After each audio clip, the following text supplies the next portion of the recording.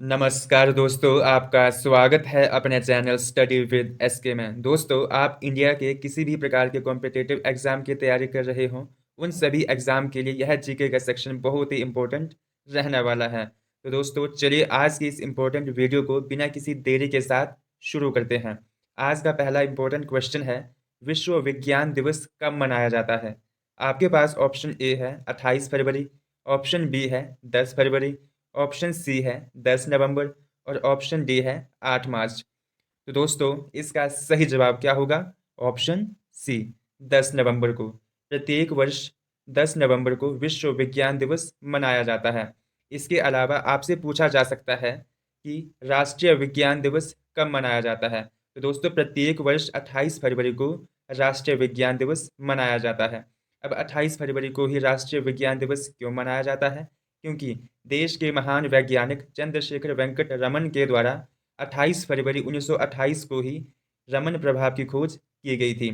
इसके लिए इन्हें वर्ष 1930 में नोबेल पुरस्कार से भी सम्मानित किया जा चुका है और पहली बार राष्ट्रीय विज्ञान दिवस 1987 को मनाया गया था। अब हम बात करते हैं ऑप्शन डी की, 8 मार्च। दोस्तों, 8 मार्च को प्रत्येक वर्ष अंतर्राष्ट्रीय महिला दिवस मनाया जाता है और राष्ट्रीय महिला दिवस प्रत्येक वर्ष 13 फरवरी को मनाया जाता है। 13 फरवरी को सरोजनी नायडू के जन्म दिवस के उपलक्ष्य पर यह दिवस मनाया जाता है। और दोस्तों, आपसे पूछा जा सकता है कि सरोजनी नायडू को अन्य किस उपनाम से जाना जाता था? तो सरोजनी नायडू को भारत की कोकिला के नाम से भी जाना जाता है। नेक्स्ट क्वेश्चन है, मानव शरीर में अस्थियों की कुल संख्या कितनी है? आपके पास ऑप्शन ए है 206, ऑप्शन बी है 205, ऑप्शन सी है 208, ऑप्शन डी है 204। तो दोस्तों, इसका सही जवाब होगा ऑप्शन ए, 206। मानव शरीर में अस्थियों की कुल संख्या कितनी होती है? 206। और आपसे ये पूछा जाए कि नवजात शिशु में अस्थियों की कुल संख्या कितनी होती है? तो दोस्तों, नवजात शिशु में अस्थियों की कुल संख्या 300 होती है। मानव शरीर की सबसे लंबी अस्थि कौन सी होती है? कौन सी अस्थि होती है? फीमर, जिसको जांघ की हड्डी भी कहा जाता है। और मानव शरीर की सबसे छोटी हड्डी कौन सी होती है? स्टेपिज, जो कान में पाई जाती है। नेक्स्ट क्वेश्चन है, हिमाचल प्रदेश का झांझर नृत्य किस जिले से संबंधित है? आपके पास ऑप्शन दिए हैं, Kangra, option B Chamba, option C Shimla और ऑप्शन डी सिरमौर। तो दोस्तों, इसका सही जवाब होगा ऑप्शन बी, चंबा। हिमाचल प्रदेश का झांझर नृत्य किस जिले से संबंधित है? चंबा जिले से। चंबा जिले के अन्य प्रमुख नृत्यों में जैसे डांगी नृत्य, डेपक नृत्य, फूल यात्रा नृत्य और घुड़ई लोक नृत्य, इस प्रकार से भी आपसे एग्जाम में क्वेश्चन पूछे जा सकते हैं। और अब हम बात करते हैं कांगड़ा की। तो कांगड़ा का प्रमुख लोक नृत्य है झमाकड़ा। झमाकड़ा किस जिले का लोक नृत्य है? कांगड़ा का। सिरमौर के प्रमुख लोक नृत्यों में जैसे बूढ़ा लोक नृत्य, बिरसू लोक नृत्य, गिह लोक नृत्य, रासा लोक नृत्य और झूरी लोक नृत्य। अब हम बात करते हैं शिमला की कि शिमला जिले में कौन कौन से लोक नृत्य किए जाते हैं। जैसे टोडा लोक नृत्य, छुहारा लोक नृत्य, तुरन लोक नृत्य और नाटी लोक नृत्य। तो दोस्तों, अब आपसे कांगड़ा, चंबा, शिमला, सिरमौर, जहाँ से भी लोक नृत्य पूछे जाएं, आप उनको बता सकते हो। तो दोस्तों, आपने इनको अच्छे तरीके से याद कर लेना है ताकि अगली बार यहाँ से क्वेश्चन पूछे जाएं तो आप इनका जवाब दे सको। ठीक है। नेक्स्ट क्वेश्चन है, आर्द्रता को मापने वाला निम्नलिखित में से कौन सा यंत्र है? आपके पास ऑप्शन दिए हैं, barometer, option B hygrometer, option C thermometer और ऑप्शन डी हाइड्रोमीटर। तो दोस्तों, इसका सही जवाब होगा ऑप्शन बी, हाइग्रोमीटर।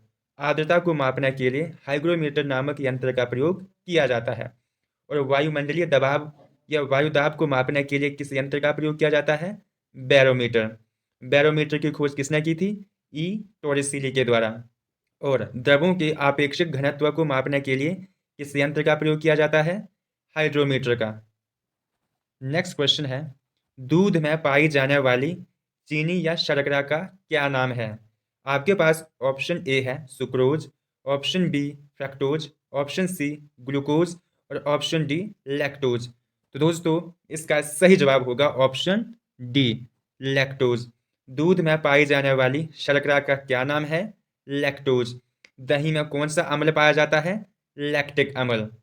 ठीक है। और शहद का प्रमुख घटक किसको कहा जाता है? फ्रक्टोज को। और आपसे पूछा जा सकता है कि ग्लूकोज का सूत्र क्या होता है? तो ग्लूकोज का सूत्र होता है C6H12O6। ठीक है। नेक्स्ट क्वेश्चन है, चंबा राज्य का संस्थापक कौन था? आपके पास ऑप्शन दिए हैं, Champeshwar Singh, option B Meru Varman, option C साहिल वर्मन और ऑप्शन डी सातवाहन। तो दोस्तों, इसका सही जवाब क्या होगा? Option B Meru Varman. चंबा रियासत या राज्य की स्थापना किसके द्वारा की गई थी? मेरू वर्मन के द्वारा। कब की गई थी? 550 ईस्वी में। ठीक है। इसके अलावा आपसे पूछा जा सकता है कि चंबा शहर की स्थापना किसके द्वारा की गई थी? तो चंबा शहर की स्थापना साहिल वर्मन के द्वारा की गई थी। ठीक है। और सातवाहन वंश की स्थापना किसके द्वारा की गई थी? सिमुक के द्वारा। नेक्स्ट क्वेश्चन है, डबल फाल्ट किस खेल से संबंधित है? आपके पास ऑप्शन ए है tennis, option B handball, option C लंबी कूद और option D rugby.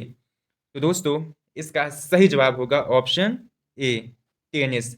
Double fault खेल का संबंध किससे है? टेनिस से। और आपसे पूछा जा सकता है कि किस खेल में सबसे ज़्यादा खिलाड़ी उपस्थित होते हैं? तो रग्बी खेल में सबसे ज़्यादा खिलाड़ी पाए जाते हैं। इसमें कितने खिलाड़ी पाए जाते हैं? 15। नेक्स्ट क्वेश्चन है, इंद्रहार दर्रा किन दो जिलों की सीमा पर स्थित है? आपके पास ऑप्शन ए है किन्नौर और शिमला, कांगड़ा और चंबा, ऑप्शन सी चंबा और कुल्लू और ऑप्शन डी कुल्लू और लाहौल स्पीति। तो दोस्तों, इसका सही जवाब होगा ऑप्शन बी कांगड़ा और चंबा। इंद्रहार दर्रा कांगड़ा और चंबा जिलों की सीमा पर स्थित है। नेक्स्ट क्वेश्चन है, कुफरी जीवन और कुफरी ज्योति दो प्रसिद्ध किस्में हैं, किसकी? टमाटर की, बादाम की, आलू की या अंगूर की? तो दोस्तों, इसका सही जवाब होगा ऑप्शन सी आलू की। कुफरी जीवन, कुफरी ज्योति ये दो प्रसिद्ध किस्में हैं, किसकी? आलू की। नेक्स्ट क्वेश्चन है, 1857 का विद्रोह किस तारीख को मेरठ से शुरू हुआ? आपके पास ऑप्शन ए है 10 मई 1857 को, ऑप्शन बी 16 अप्रैल 1857 को, ऑप्शन सी 11 जुलाई 1857 को और ऑप्शन डी 26 जून 1857 को। तो दोस्तों, इसका सही जवाब होगा ऑप्शन ए 10 मई 1857 को। और दोस्तों, यहाँ से आपसे और क्वेश्चन भी पूछा जा सकता है, जैसे 1857 की क्रांति को पहला स्वतंत्रता संग्राम किसने कहा था? तो दोस्तों, इसका सही जवाब होगा वीडी सावरकर ने। नेक्स्ट क्वेश्चन है, बाबर की भारत पर आक्रमण करने के लिए किसने आमंत्रित किया था? आपके पास ऑप्शन ए है Daulat Khan Lodhi, option B Sikandar Lodhi, option C Ibrahim Lodhi और ऑप्शन डी इनमें से कोई नहीं। तो दोस्तों, इन चार ऑप्शन में से किसने बाबर को भारत पर आक्रमण करने के लिए आमंत्रित किया था? तो दोस्तों, इसका सही जवाब होगा ऑप्शन ए दौलत खान लोधी ने, जो उस समय लाहौर के गवर्नर थे। इन्होंने ही बाबर को भारत पर आक्रमण करने के लिए आमंत्रित किया था। अब हम बात करते हैं ऑप्शन सी की, इब्राहिम लोधी। तो दोस्तों, लोधी वंश का अंतिम शासक कौन था? इब्राहिम लोधी। और यह दिल्ली सल्तनत का पहला शासक था जो युद्ध में लड़ते हुए मृत्यु को प्राप्त हुआ था। सिकंदर लोधी। सिकंदर लोधी ने आगरा शहर की स्थापना कब की थी? सन 1504 ईस्वी में। और आपसे पूछा जा सकता है कि सिकंदर लोधी का अन्य नाम क्या था? निजाम खान। नेक्स्ट क्वेश्चन है, इंडिया डिवाइडेड के लेखक कौन हैं? आपके पास ऑप्शन ए है M K Gandhi, option B doctor Rajendra Prasad, option C Pandit Jawaharlal Nehru, option D Sardar Vallabh Bhai Patel. दोस्तों, इसका सही जवाब होगा option B doctor Rajendra Prasad. इन्होंने ही इंडिया डिवाइडेड नामक पुस्तक की रचना की थी। डॉक्टर राजेंद्र प्रसाद कौन थे? स्वतंत्र भारत के पहले राष्ट्रपति।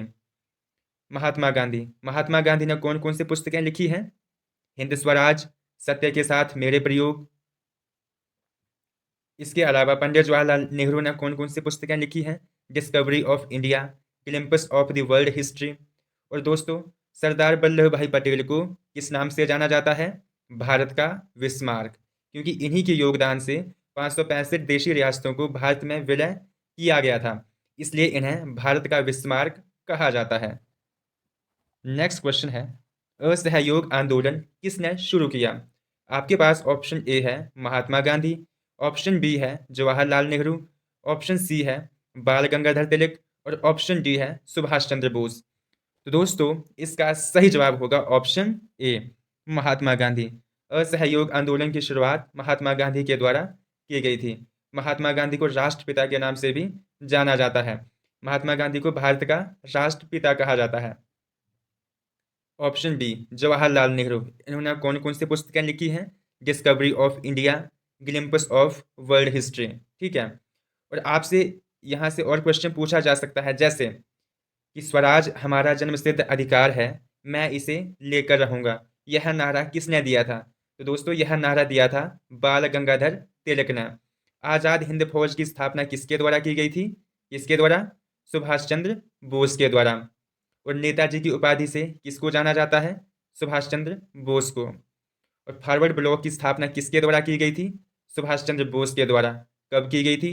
1939 को। ठीक है, नेक्स्ट क्वेश्चन है, वंदे मातरम का लेखक कौन है? आपके पास ऑप्शन ए है महात्मा गांधी, ऑप्शन बी है बंकिम चंद्र चटर्जी, ऑप्शन बी है रविंद्रनाथ टैगोर, ऑप्शन डी है शरत चंद्र चट्टोपाध्याय। तो दोस्तों इसका सही जवाब होगा ऑप्शन बी, बंकिम चंद्र चटर्जी। इन्होंने वंदे मातरम का लेखक, इन्हें ही वंदे मातरम का लेखक कहा जाता है। महात्मा गांधी ने कौन कौन सी पुस्तकें लिखी हैं? हिंदू स्वराज, सत्य के साथ मेरे प्रयोग। नेक्स्ट क्वेश्चन है, भारतीय नागरिकों के मौलिक कर्तव्यों का उल्लेख किसमें है? आपके पास ऑप्शन ए है संविधान के भाग 4 में, ऑप्शन बी संविधान के भाग 4A में, ऑप्शन सी संविधान के भाग 3 में और ऑप्शन डी संविधान के भाग 5 में। तो दोस्तों कौन सा ऑप्शन सही होगा? तो इसका सही जवाब होगा ऑप्शन बी, संविधान के भाग 4A में। इसमें ही मौलिक कर्तव्यों का उल्लेख मिलता है। संविधान के भाग 3 में क्या मिलता है? संविधान के भाग 3 में मौलिक अधिकारों का उल्लेख किया गया है। मौलिक अधिकारों की संख्या कितनी है? 6। संविधान के भाग 4 में किसका वर्णन मिलता है? राज्य के नीति निर्देशक सिद्धांत का। नेक्स्ट क्वेश्चन है, राष्ट्रीय इंडियन मिलिट्री कॉलेज किस राज्य में स्थित है? आपके पास ऑप्शन ए है Kerala, option B Uttarakhand, option C Himachal Pradesh और ऑप्शन डी महाराष्ट्र। तो दोस्तों इसका सही जवाब होगा ऑप्शन बी, उत्तराखंड। राष्ट्रीय इंडियन मिलिट्री कॉलेज किस राज्य में स्थित है? उत्तराखंड में। नेक्स्ट क्वेश्चन है, कांगड़ा का प्राचीन नाम क्या था? आपके पास ऑप्शन ए है नगरकोट, ऑप्शन बी है त्रिगर्त, ऑप्शन सी है पालमपुर और ऑप्शन डी है बुशहर। तो दोस्तों कौन सा ऑप्शन सही होगा? इसका सही जवाब होगा ऑप्शन बी, त्रिगर्त। त्रिगर्त कांगड़ा का प्राचीन नाम था। और हिमाचल प्रदेश की सबसे प्राचीन रियासत कौन सी थी? त्रिगर्त। और हिमाचल प्रदेश की दूसरी सबसे प्राचीन रियासत किसको कहा जाता है? कुल्लूत को। ठीक है, नेक्स्ट क्वेश्चन है, विश्व जनसंख्या दिवस कब मनाया जाता है? आपके पास ऑप्शन ए है 9 जून को, ऑप्शन बी है 11 जुलाई को, ऑप्शन सी है 10 अगस्त को और ऑप्शन डी है 9 मई को। दोस्तों इसका सही जवाब होगा ऑप्शन बी, 11 जुलाई को। प्रत्येक वर्ष 11 जुलाई को विश्व जनसंख्या दिवस मनाया जाता है। नेक्स्ट क्वेश्चन है, इनमें से किसकी नियुक्ति भारत के राष्ट्रपति द्वारा नहीं की जाती? आपके पास ऑप्शन ए है प्रधानमंत्री, ऑप्शन बी है मुख्य चुनाव आयुक्त, ऑप्शन सी है उपराष्ट्रपति और ऑप्शन डी है राज्यपाल। तो दोस्तों कौन सा ऑप्शन सही होगा? इसका सही जवाब रहने वाला है ऑप्शन सी, उपराष्ट्रपति। दोस्तों उपराष्ट्रपति की नियुक्ति भारत के राष्ट्रपति के द्वारा नहीं की जाती, जबकि प्रधानमंत्री, मुख्य चुनाव आयुक्त और राज्यपाल, इन सभी की नियुक्ति भारत के राष्ट्रपति के द्वारा की जाती है। ठीक है, नेक्स्ट क्वेश्चन है, ऋग्वेद में सूक्तों की कुल संख्या कितनी है?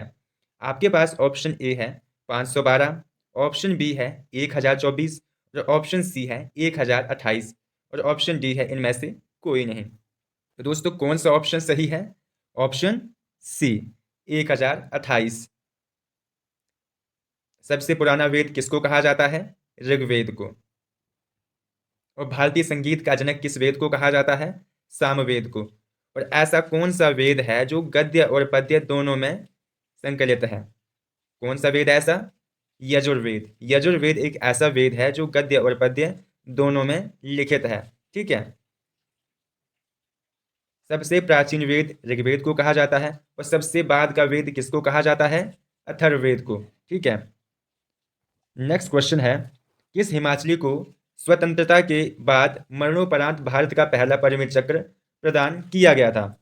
आपके पास ऑप्शन ए है विजय कुमार, ऑप्शन बी है बाबा काशीराम, ऑप्शन सी है कैप्टन विक्रम बत्रा और ऑप्शन डी है मेजर सोमनाथ शर्मा। तो दोस्तों इसका सही जवाब होगा option D, major Somnath Sharma.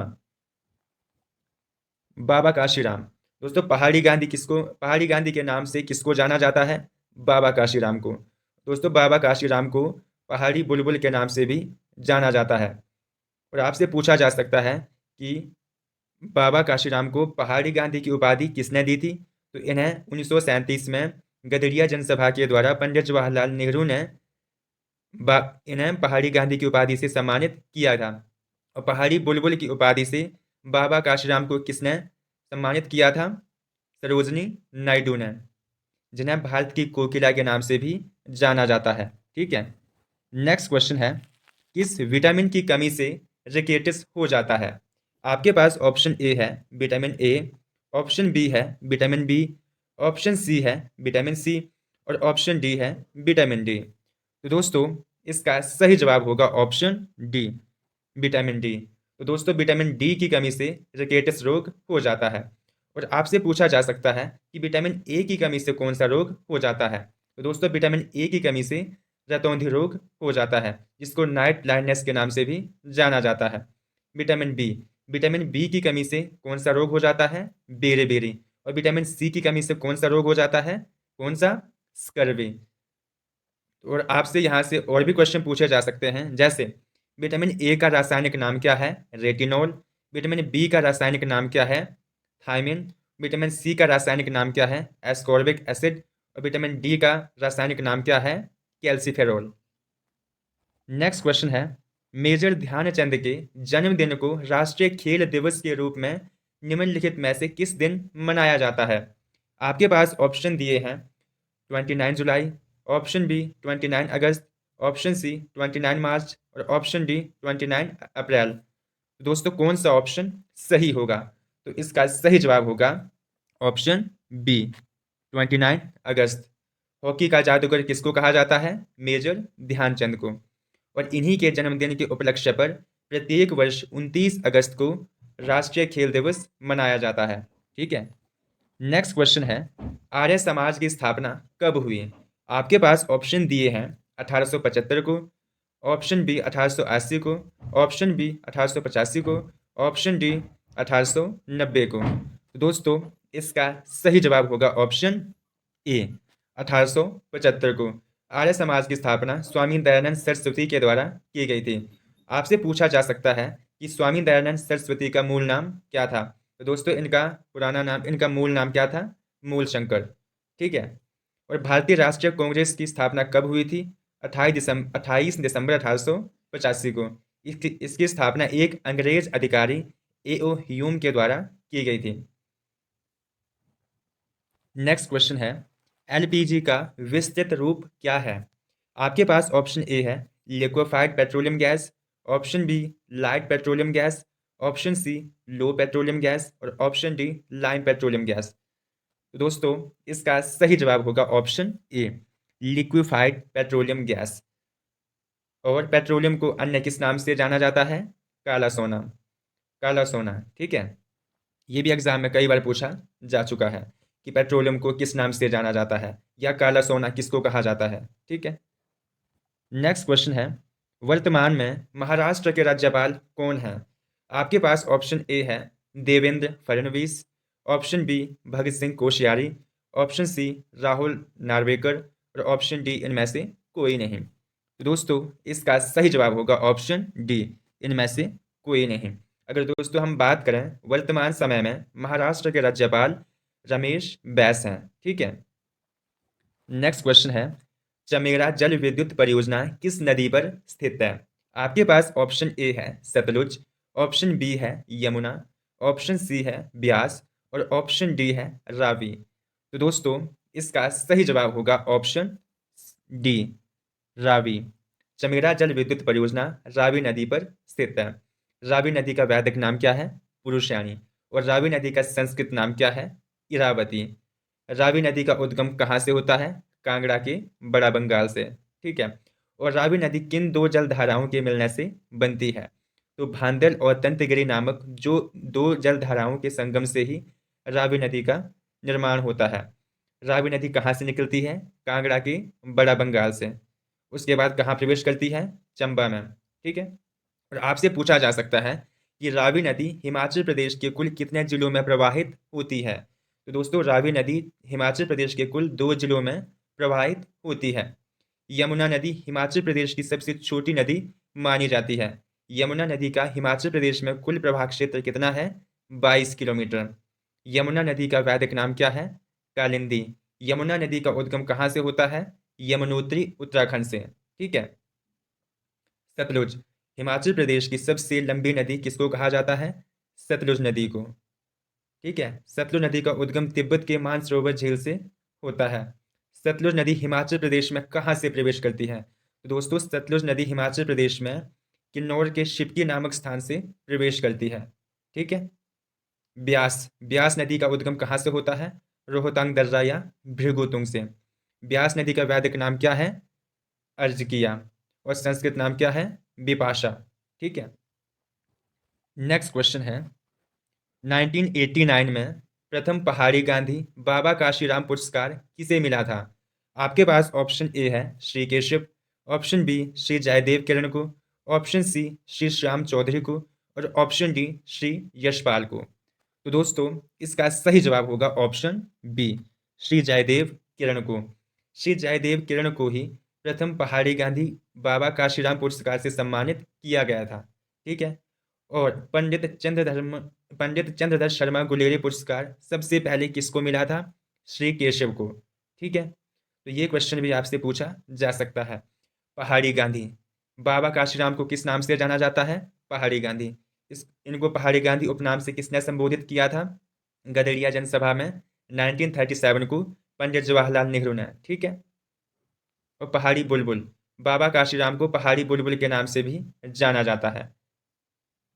Next question है, हिमाचल प्रदेश में कहलूरी भाषा कहाँ बोली जाती है? बिलासपुर में, लाहौल में, कुल्लू में या ऊना में? तो दोस्तों इसका सही जवाब होगा ऑप्शन ए, बिलासपुर में। कहलूरी बोली कहाँ बोली जाती है? बिलासपुर में। कहलूर रियासत की स्थापना किसने की थी? वीरचंद चंदेल ने। ठीक है, हिमाचल प्रदेश की दूसरी सबसे पुरानी रियासत कौन सी थी? कुल्लू। हिमाचल प्रदेश की सबसे पुरानी रियासत किसको माना जाता है? त्रिगर्त रियासत को। ठीक है, कुल्लू रियासत की स्थापना किसके द्वारा की गई थी? विहंगमणि पाल द्वारा। ठीक है, नेक्स्ट क्वेश्चन है, निम्न में से हिमाचल प्रदेश का सबसे अधिक जनसंख्या घनत्व वाला जिला कौन सा है? आपके पास ऑप्शन ए है Una, option B Chamba, option C Bilaspur और ऑप्शन डी हमीरपुर। तो दोस्तों इसका सही जवाब होगा ऑप्शन डी, हमीरपुर। हिमाचल प्रदेश में सबसे अधिक जनसंख्या घनत्व किस जिले में पाया जाता है? हमीरपुर में। यहाँ पर प्रति वर्ग किलोमीटर में 406 व्यक्ति पाए जाते हैं। और हिमाचल प्रदेश का सबसे कम जनसंख्या घनत्व वाला जिला कौन सा है? लाहौल स्पीति। यहाँ पर प्रति वर्ग किलोमीटर में केवल 2 व्यक्ति पाए जाते हैं। ठीक है, तो दोस्तों इस प्रकार से आज हमने जीके का सेक्शन डिस्कस किया जो आपको भारत में होने वाले सभी प्रकार के कॉम्पिटिटिव एग्जाम में बहुत ही हेल्प करने वाला है। तो चलिए आज की इस इंपॉर्टेंट वीडियो में बस इतना ही। अब मिलते हैं नेक्स्ट वीडियो में। तो जय हिंद, जय भारत।